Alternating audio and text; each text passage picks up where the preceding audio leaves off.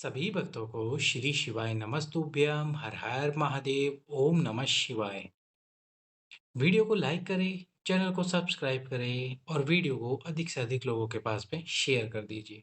तो आज हम आपको बताने वाले हैं एक ऐसा नया नियम, एक ऐसा नया उपाय जो हाल ही की कथा में एक माता ने बताया, जिसको गुरुजी ने अपने माध्यम से हमें बताया। और मैं अब आपको वो नया नियम और वो नया उपाय बताने वाला हूँ। क्या है वो नया नियम और क्या उपाय है? पर पहले आपको उस पत्र के बारे में बताते हैं जिस पत्र का वर्णन ये माता ने किया था। तो क्या था वो नया नियम और नया उपाय? यह पत्र क्या था? तो एक पत्र आया था गुरु जी की कथा में, जिसमें माता ने बताया कि उनको 15 वर्षों से, कितने वर्षों से, 15 वर्षों से संतान प्राप्त नहीं हुई। हर जगह पर दिखा के आ गई थी, हर डॉक्टर को दिखा के आई थी। 15 वर्षों बाद उन्होंने गुरु जी की कथा सुनी और सफेद आंकड़े की जड़ का वर्णन सुना। अब उन्होंने सफेद आंकड़े की जड़ का उपाय किया। पति और पत्नी दोनों ने 21 बार तुमरुकेश्वर महादेव के नाम से सफेद आंकड़े की जड़ को घुमाया शिवलिंग पे से, और उन माता ने अपनी कमर में उस जड़ को बांध लिया। इसके बाद में उनका गर्भ भी ठहरा, और गर्भ ठहर कर दो संतान यानी कि दो पुत्रों की प्राप्ति हुई उनको। बहुत खुश थी वो, लेकिन ये दो संतान ज्यादा दिन तक नहीं रुक पाई और इन दोनों संतानों की मृत्यु हो गई। किस वजह से हुई इसका वर्णन उस पत्र में नहीं बताया गया था। यदि बताया जाता तो हम आपको भी बताते। अब उनकी मृत्यु हो गई। अब मृत्यु होने के बाद में वो बहुत दुखी हुई, डॉक्टर के पास जाके आई। अब उन्होंने जहाँ जहाँ दिखाया वो हम आपको बता रहे। अहमदाबाद के डॉक्टरों को दिखा के आई।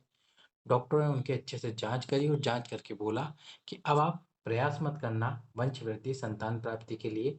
अब आप कभी भी मां नहीं बन सकती, कोशिश मत करना बिल्कुल भी, आपके शरीर के लिए अच्छा नहीं है। आपका शरीर संतान प्राप्त नहीं कर सकता। आप अब कभी भी मां नहीं बन सकती हो। आप बांझ हो और हमेशा ही बांझ रहोगी। इसके बाद में वह दूसरे डॉक्टर के पास गए, भोपाल के डॉक्टरों के पास जाके आए। वहां भी उनको यही जवाब मिला, अब आपको संतान प्राप्ति के लिए प्रयास नहीं करना चाहिए। इसी के साथ में वो जहाँ रहते थे वहां पर भी उन्होंने ये जांच करा के आए, पर उनको संतान प्राप्ति नहीं हो पाई। सभी डॉक्टरों ने उनको मना कर दिया, सब जगह से वो हार गए। जब सब ने मना कर दिया, सब जगह से वो हार गए, तो उन्होंने शिव जी के मंदिर और शिव को अपनाने का निर्णय कर लिया। अब उन्होंने एक नया उपाय, नया नियम बताया जो मैं आपको बताने वाला हूँ। अभी तक वीडियो लाइक नहीं किया है तो वीडियो लाइक करके चैनल को सब्सक्राइब करके वीडियो शेयर कर दो। तो उन्होंने बताया कि गुरुजी इसके बाद हम सीहोर गए। सीहोर से कंकर शंकर लेकर आए और नर्मदा नदी से हम नर्मदा का शिवलिंग लेके आए। नर्मदा नदी का शिवलिंग आप जानते ही हैं, इस आकृति का होता है, और एक कंकर शंकर लेके आए। दोनों को उन्होंने अपने घर में विराजमान कर लिया। अब जो वो माता थी प्रतिदिन इन दोनों की पूजा करती, प्रतिदिन जल समर्पित करती और इसके साथ में 108 बार श्री शिवाय नमस्तुभ्यम बोलती।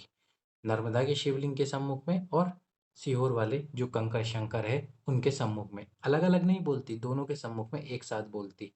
इसी प्रकार का उन्होंने नियम प्रतिदिन बना लिया। प्रतिदिन 108 बार श्री शिवाय नमस्तुभ्यम बोलने का नियम, 108 बार तुमरुकेश्वर महादेव के स्मरण का नियम। तुमरुकेश्वर महादेव का भी वो 108 बार स्मरण करती।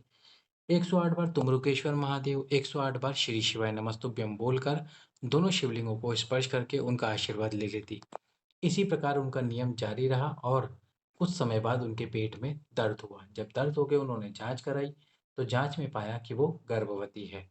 इसके बाद उन्होंने भगवान शंकर के मंदिर में प्रतिदिन जाना शुरू कर दिया और एक कलश जल चढ़ाकर तुमरुकेश्वर महादेव के नाम से उस जल को पीना शुरू कर दिया। और जो उनका नियम था 108 बार बोलने का, 108 बार श्री शिवाय नमस्तुभ्यम और 108 बार तुमरुकेश्वर महादेव नर्मदा के शिवलिंग के सम्मुख में और कंकर शंकर के सम्मुख में, वो नियम उन्होंने जारी रखा। नियम जारी रखते हुए कुल 9 महीने बीते उनको और उनको 2 पुत्रों की प्राप्ति हुई। तो ये था वो नया नियम, नया उपाय जो पत्र के माध्यम से हमें ज्ञात हुआ। अब आप पूछोगे भैया क्या हमको भी सीहोर जाना पड़ेगा, सीहोर से कंकर शंकर लेके आना पड़ेगा या नर्मदा के जल का शिवलिंग लेके आना पड़ेगा? तो देखो, यदि आप सीहोर और नर्मदा का शिवलिंग ला सकते हो तो लाओ, नहीं ला सकते तो कोई बात नहीं। आपको क्या करना है, आपके घर में जो भी शिवलिंग विराजमान हो, जो भी शिवलिंग हो, आपके उस शिवलिंग पे जल चढ़ाना है। घर के अंदर जो भी शिवलिंग हो उस पे जल चढ़ाना है। 108 बार श्री शिवाय नमस्तुभ्यम और 108 बार तुमरुकेश्वर महादेव का स्मरण करना है। ये नियम आप प्रतिदिन अपना के रखें और यदि हो सके तो हफ्ते में 1 बार उसी आपके घर के शिवलिंग पर एक बेलपत्र समर्पित करें तुमरुकेश्वर महादेव के नाम से और उस बेलपत्र का सेवन करें। यदि आप इस नियम को धारण कर लेंगे और प्रतिदिन करेंगे, अब उस माता ने ये नहीं सोचा था कि मुझे कितने दिन इस नियम को करना है। उन्होंने तो सोच लिया था अब मैंने शिव को पकड़ लिया है, मैं शिव के सम्मुख में ये उपाय करते रहूंगी, ये नियम करते रहूंगी। इस प्रकार से आपको भी करना है। बाबा एक दिन आपकी भी सुनेगा और आपको पुत्र प्राप्ति, वंश वृद्धि, संतान प्राप्ति अवश्य ही होगी।